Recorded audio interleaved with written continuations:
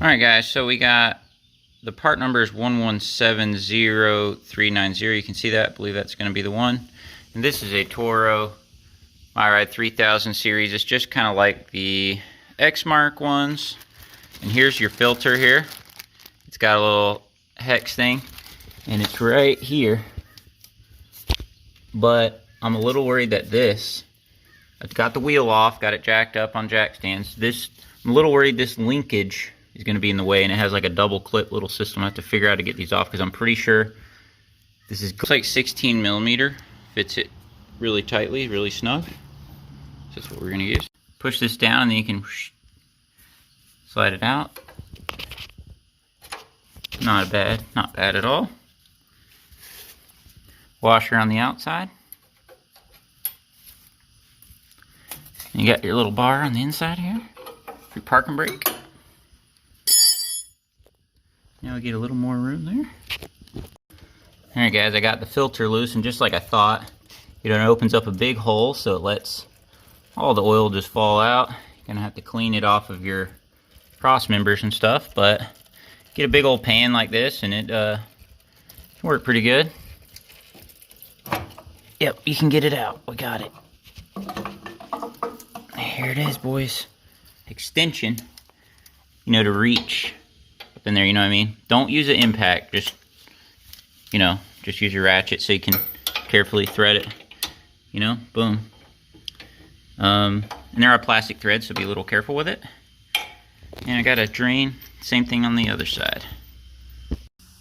Guys, so something else when you're putting this back together, pay attention to these little, you see how it has one hole over here, has two holes over here, and has a little bit of an angle about it. I just popped it on, however, on the other side.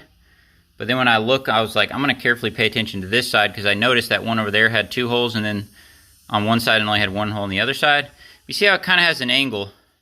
Probably would work either way, but you want to maintain that same tension on both sides. And when I took it off this side, I was careful to pay attention to it, and it has the two holes. The two holes were up here in the front. So I went over and swapped it on the other side, just so we make sure it's right. I actually had enough space to put it on the inside hole up front. I think it was on the outside hole in this one, but, so anyway, just kind of pay attention to that. I don't know if that's super critical or not, but in case it is, let's put it back right how it goes. Another tip on these that I figured out is, like, let's say it's like this way or whatever, maybe push down with a screwdriver right here, and then you could use pliers or something to kind of gently pull on this side so it'll go around it. Helps. Hang on. I mentioned that the two holes this way, but I think it will only go on that way because you'll put it together and you'll realize that this part that actually goes to the handle, it wasn't on there. And so it's, with this piece, at least on this side, it's going to be so thick that you'll have to probably do it the way I showed you with the two holes up front anyway. So yeah, I just never done this before, so you're learning things as you go. That's how it is. It's going to go like that, and then yeah.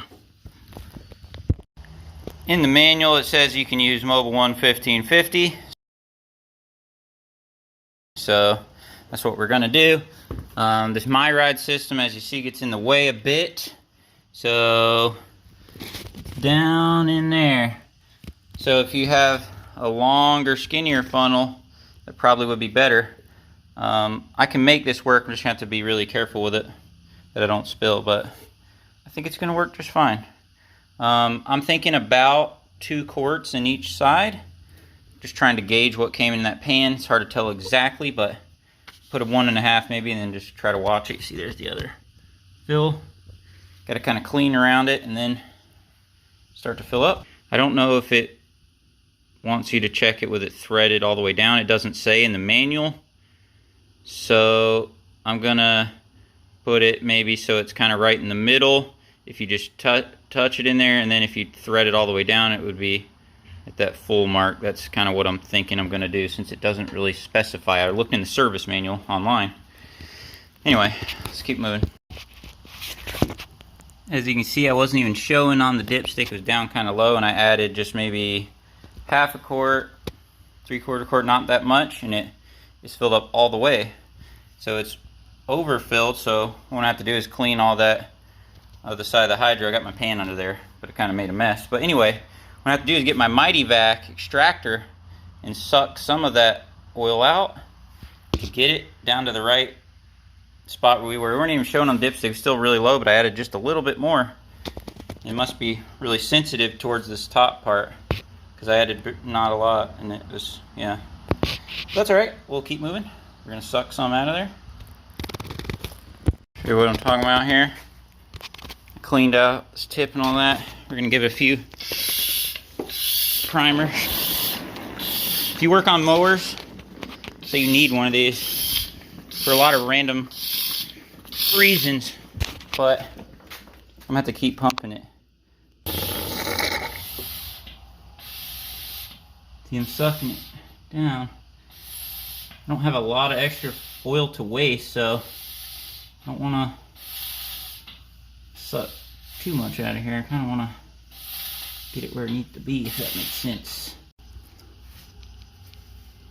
Alright, let's see here. Just gonna set it down, not gonna thread it in there yet. I've been removing a little bit. Yeah, you see? I don't know if you can see that. Nope, you can't. But the hash area, the little hash area is like right in, there you go. It's about right in half. So that way, if it were to be on those 3 threads, be right at that full mark. So that's me being really picky with it, but I think that's probably where it needs to be. And then we'll have to recheck it, you know, once we fire it up. But it's weird, and it does work, this method. So, like I said, I removed it like 5 or 10 more times, you know, pump, you know, pump, just remove a little bit. It's weird getting an oil level right, removing oil out of it instead of putting oil into it. That's just my bad on that. So just put like 1 quart, and then that last little bit, you gotta really go slow. Put in there. So I shouldn't spill it over there on that one like I did on this side. But, you know, I've never done a mower like this one. So it's new to me. So figured to clean it up here. Back on the trailer, boys. I don't know if you can see that, but I went ahead and I put some cleaner all on the pumps, on the hydro pumps on the outside of them. Once I got done with everything, got both levels where I wanted them to be. Just be real careful with the other side. Be careful with both sides and it'll work out just fine. So I got both the levels where I wanted, and then I just put some cleaner all on the outside of the pumps, underneath the bottom and everything. And then I took it over to the water hose and rinse, because if there's a leak or something, I would want my dad to know that there's a leak. If the pumps are wet, I wanted to know they're wet, so I was trying to clean off all the leftover residue from when I did the service, if that makes sense. So that's pretty much it. It's a pretty straightforward process on some of these big commercial units. And yeah, so far so good. Thanks for watching.